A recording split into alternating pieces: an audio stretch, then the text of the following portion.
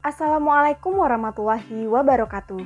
Saya Nova Fadila Rahmi, peserta Latsar CPNS tahun 2022, Kota Padang, golongan 3, angkatan 3, kelompok 2. Pada kesempatan kali ini, saya akan menyampaikan rangkuman materi dari agenda 3, yaitu peran dan kedudukan PNS, yang mencakup materi Smart ASN dan Manajemen ASN. Dalam materi Smart ASN, transformasi digital di masa pandemi mengubah secara struktural cara kerja, beraktivitas, berkomunikasi, belajar, berinteraksi yang sebelumnya luring dengan kontak fisik menjadi banyak ke daring. Sehingga literasi digital menjadi kemampuan wajib yang harus dimiliki oleh ASN dan diharapkan mampu beradaptasi dengan perubahan transformasi digital yang berlangsung dengan sangat cepat. Sementara itu, literasi digital merupakan kemampuan untuk mengakses, mengelola, memahami, mengintegrasikan, mengomunikasikan, mengevaluasi, dan menciptakan informasi secara aman dan tepat melalui teknologi digital untuk pekerjaan yang layak dan kewirausahaan. Terdapat 4 kompetensi yang harus dimiliki oleh ASN dalam literasi digital, yaitu: pertama, digital skill yang merupakan kemampuan individu dalam mengetahui, memahami, dan menggunakan perangkat keras dan piranti lunak TIK serta sistem informasi digital dalam kehidupan sehari-hari. Yang kedua yaitu adalah digital culture yang merupakan kemampuan individu dalam membaca, menguraikan, membiaskan, memeriksa, dan membangun wawasan kebangsaan, nilai Pancasila dan Bhinneka Tunggal Ika dalam kehidupan sehari-hari, dan digitalisasi kebudayaan melalui pemanfaatan TIK. Yang ketiga adalah digital etik yang merupakan kemampuan individu dalam menyadari, mencontohkan, menyesuaikan diri, merasionalkan, mempertimbangkan, dan mengembangkan tata kelola etika digital dalam kehidupan sehari-hari. Dan yang keempat, digital safety yang merupakan kemampuan user dalam mengenali, mengelompokkan, menerapkan, menganalisis, menimbang, dan meningkatkan kesadaran perlindungan data pribadi dan keamanan digital dalam kehidupan sehari-hari. Dalam peta jalan literasi digital terdapat 3 pilar utama dalam Indonesia Digital Nation, yaitu masyarakat digital, pemerintah digital, dan ekonomi digital. Di mana masyarakat digital meliputi aktivitas penggunaan aplikasi dan penggunaan infrastruktur digital. Sedangkan pemerintah digital meliputi regulasi, kebijakan, dan pengendalian sistem digital. Sementara itu, ekonomi digital meliputi aspek SDM digital, teknologi penunjang, dan riset inovasi digital. Hasil survei Indeks Literasi Digital menunjukkan bahwa rata-rata skor Indeks Literasi Digital Masyarakat Indonesia masih ada di kisaran 3,3.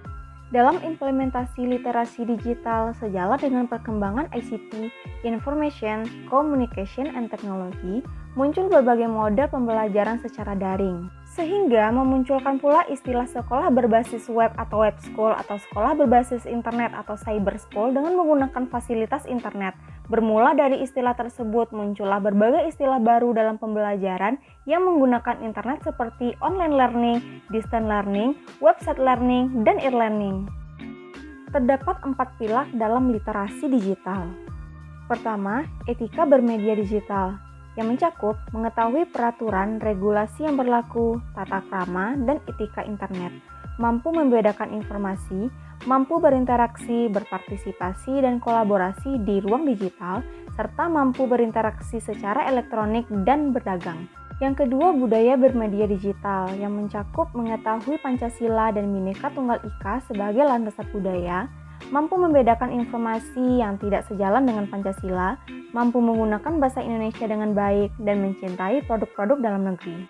Yang ketiga, aman bermedia digital, yang mencakup mengetahui fitur proteksi perangkat keras dan proteksi identitas diri, mengetahui cara mencari informasi dan data yang valid dari sumber yang terverifikasi dan terpercaya, mengetahui fitur keamanan platform, serta mengetahui perlindungan diri atas penipuan. Yang keempat yaitu cakap bermedia digital, yang mencakup mengetahui mesin telusur dalam mencari informasi dan data, mengetahui beragam aplikasi chat dan media sosial, serta mengetahui beragam aplikasi dompet digital dan e-commerce. Dalam literasi digital juga terdapat berbagai konten-konten negatif yang dapat berakibat buruk dalam kehidupan sehari-hari, seperti informasi hoax atau berita bohong, cyberbullying atau sebuah perundungan di media maya, serta hate speech atau ujaran kebencian. serta juga terdapat berbagai macam penipuan seperti scam, yaitu permainan atau tindakan untuk menipu kepercayaan seseorang yang bertujuan untuk mendapatkan keuntungan dengan cepat. Yang kedua adalah spam, yang merupakan segala jenis komunikasi digital yang tidak diinginkan dan tidak diminta yang dikirim secara massal. Yang ketiga adalah phishing, yang merupakan salah satu ancaman yang paling membuat frustasi. Serta yang keempat yaitu adalah hacking, yang merupakan peretasan yang mengacu pada penyalahgunaan perangkat seperti komputer, ponsel cerdas, tablet, dan jaringan untuk menyebabkan kerusakan atau sistem yang rusak.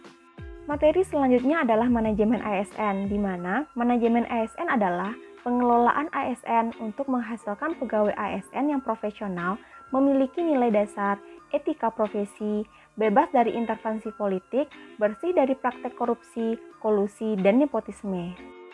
Kedudukan ASN, pegawai ASN berkedudukan sebagai aparatur negara yang menjalankan kebijakan yang ditetapkan oleh pimpinan instansi pemerintahan, serta harus bebas dari pengaruh dan intervensi semua golongan dan partai politik. Peran ASN. Kehadiran ASN di tengah-tengah masyarakat memiliki fungsi dan tugas yang tersendiri. Fungsi ASN, yang pertama, pelaksana kebijakan publik, yang kedua, pelayan publik, yang ketiga, perekat pemersatu bangsa. Tugas ASN, yang pertama, melaksanakan kebijakan yang dibuat oleh pejabat pembina kepegawaian sesuai dengan ketentuan peraturan perundang-undangan. Yang kedua, memberikan pelayanan publik yang profesional dan berkualitas. Serta yang ketiga, mempererat persatuan dan kesatuan Negara Kesatuan Republik Indonesia. Menurut Undang-Undang Nomor 5 Tahun 2014 tentang ASN, berdasarkan jenisnya, ASN terdiri atas PNS dan P3K, di mana terdapat perbedaan di antara keduanya, yaitu: pertama, ASN berstatus pegawai tetap, sedangkan P3K bekerja dalam jangka waktu tertentu. Yang kedua, PNS ada jaminan hari tua dan pensiun, sementara P3K tidak memiliki jaminan hari tua dan pensiun. Yang ketiga, PNS memiliki pangkat dan jabatan dengan jenjang karir, sedangkan P3K tidak ada status pangkat. Yang keempat, pada PNS terdapat mutasi atau pindah kerja, sedangkan pada P3K tidak dapat mengajukan mutasi. Hak ASN, PNS dan P3K memiliki hak yang berbeda. Hak PNS, mendapatkan gaji, tunjangan, dan fasilitas, cuti, jaminan pensiun dan hari tua, jaminan kesehatan, kecelakaan kerja, dan kematian, bantuan hukum, serta pengembangan kompetensi. Sementara hak P3K, mendapatkan gaji dan tunjangan, cuti, jaminan hari tua, jaminan kesehatan, kecelakaan kerja, dan kematian, bantuan hukum, serta pengembangan kompetensi. Kewajiban ASN, PNS dan P3K memiliki kewajiban yang sama, yaitu yang pertama, setia dan taat kepada Pancasila, Undang-Undang Dasar Negara Republik Indonesia tahun 1945, Negara Kesatuan Republik Indonesia, dan pemerintahan yang sah. Yang kedua, menjaga persatuan dan kesatuan bangsa. Yang ketiga, melaksanakan kebijakan pemerintah. Yang keempat, menaati ketentuan peraturan perundang-undangan. Yang kelima, melaksanakan tugas kedinasan. Yang keenam, menunjukkan integritas dan keteladanan.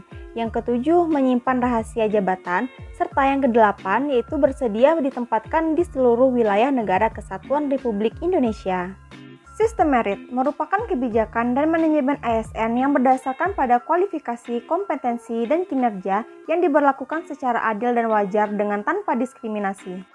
Tujuan sistem merit yaitu yang pertama, merekrut ASN yang profesional dan berintegritas dan menempatkan mereka pada jabatan-jabatan birokrasi pemerintah sesuai dengan kompetensinya. 2. Mempertahankan ASN melalui pemberian kompensasi yang adil dan layak. Ketiga, mengembangkan kemampuan ASN melalui bimbingan dan diklat. Keempat, melindungi karir ASN dari politisasi dan kebijakan yang bertentangan dengan prinsip merit.